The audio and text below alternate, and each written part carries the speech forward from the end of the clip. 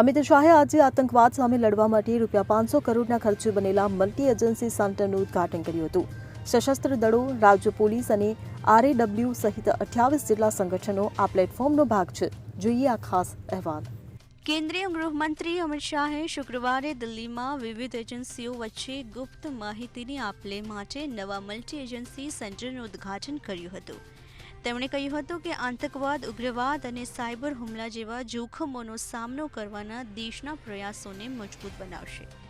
શાહે ઓપરેશન સિંદૂરને વડાપ્રધાન નરેન્દ્ર મોદીની રાજકીય ઈચ્છાશક્તિ, ગુપ્તચર એજન્સીઓની સચોટ માહિતી અને ત્રણેય સશસ્ત્ર દળોની પ્રહાર ક્ષમતાનું પ્રતીક ગણાવ્યું હતું.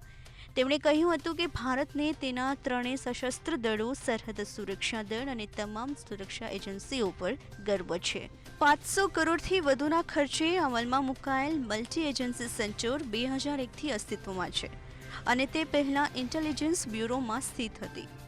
નવી મલ્ટી એજન્સી સેન્ટર તમામ ગુપ્તચર, સુરક્ષા, કાયદા અમલીકરણ અને તપાસ એજન્સીઓને જોડે છે. ઝડપી અને સ્વતંત્ર સુરક્ષિત નેટવર્ક સાથે ફેલાયેલ, જે દૂરના વિસ્તારોમાં જિલ્લા એસપીના સ્તર સુધી માઇલો સુધી કનેક્ટિવિટીને સુનિશ્ચિત કરે છે. અમિત શાહે વધુ ઉમેરતા કહ્યું કે તાજેતરમાં થયેલ છત્તીસગઢ તેલંગાણા સરહદ નજીક માઓવાદી વિરોધી કાર્યવાહી પર સુરક્ષા દળો વચ્ચે ઉત્તમ સંકલન દર્શાવ્યું હતું.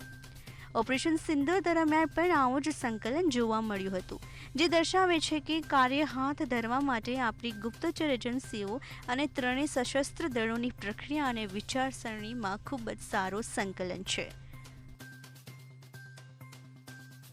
Bureau report, CN24 news.